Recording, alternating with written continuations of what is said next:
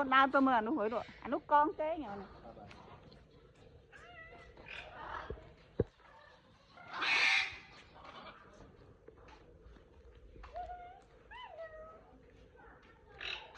ôi thủng thủng rồi nè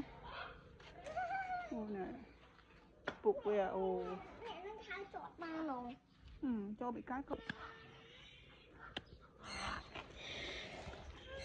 thôi con đá cho nó cho giờ mất bây giờ mệt bỏ thì chết á ôi tao nó xài